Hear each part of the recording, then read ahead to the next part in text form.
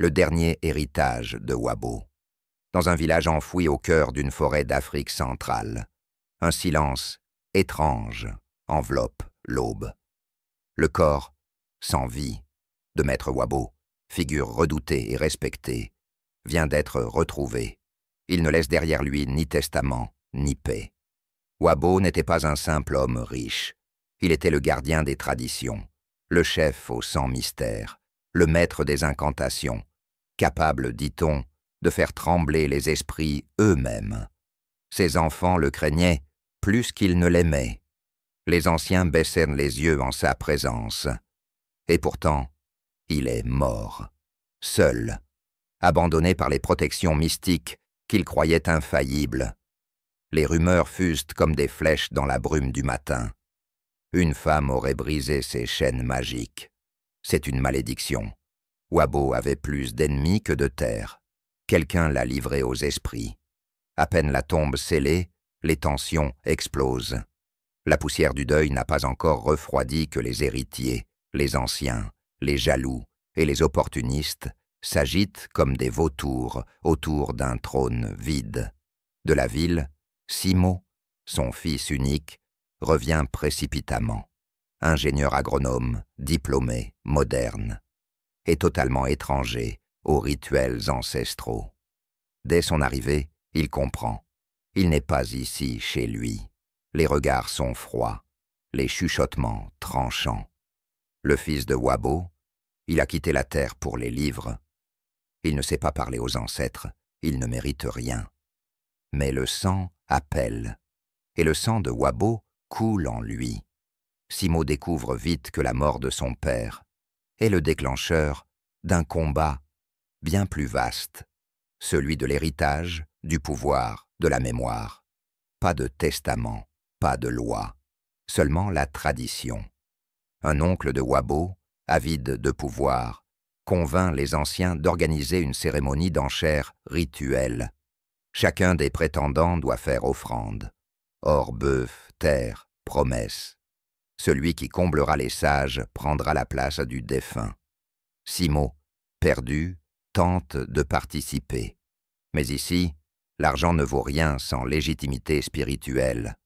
Une nuit, alors que la lune est pleine, les anciens le convoquent en secret. Autour d'un feu sacré, ils lui dévoilent un secret enfoui. Tu n'es pas un simple fils, tu es le fruit du mariage sacré, le seul reconnu par les esprits, le seul légitime. Mais cette vérité dérange. Ses oncles et cousins veulent l'éliminer. Ils le craignent. Ils savent que si Simo prend le trône, leur temps est fini. Un vieux sage s'approche et murmure.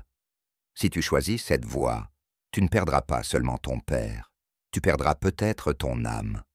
Le jour du verdict arrive. Toute la communauté est rassemblée. Le trône de Wabo trône, vide et menaçant. Les anciens appellent Simo. Il s'avance, sans richesse ni présent. Il lève la tête et dit « Je ne veux pas régner par la force. Si le sang de Wabo est en moi, que les ancêtres parlent. » Un frisson parcourt l'assemblée. Le silence est total. Puis un vieillard se lève. « Tu es mon petit-fils, l'unique né du mariage sacré. Le sang a parlé. » Simo monte sur le trône. Mais il comprend vite, ce n'est pas un pouvoir qu'il a reçu, c'est un fardeau. Le poids d'un peuple écartelé entre les vivants et les morts, entre la modernité et l'ancestral, entre la vérité et la peur. Et tandis qu'il s'assoit, une voix intérieure lui chuchote « Ce n'est pas la fin, ce n'est que le début. » Mais l'histoire ne s'arrête pas là. Quelques jours plus tard, les enfants de Wabo sont convoqués à la chefferie. Le chef actuel exige que la succession soit scellée par la paix et la démocratie. Selon la tradition, une vacance du pouvoir est un appel au chaos. Il remet à un fils l'arbre de la paix, symbole vivant de la continuité, et l'invite à le porter jusqu'à la case sacrée. Mais déjà, les vieilles rancunes ressurgissent. Les frères se lancent des accusations, trahison, abandon, dette de sang. Soudain, un étranger entre. Il porte une calebasse étrange et dit « Ceci vient de Wabo. Il m'a confié un message avant sa mort. » Méfiance. Les regards se durcissent. Certains veulent le chasser. Mais le chef accepte qu'il parle. S'ensuit une série de rites anciens, terrifiants, implacables. Verser le contenu de la calebasse. Casser 9 œufs dans une marmite sacrée. La mort s'il ment. Être enfermé seul, dans une pièce avec des statuettes des ancêtres. La peur le brise. En larmes, il avoue. On m'a payé pour inventer une dernière volonté.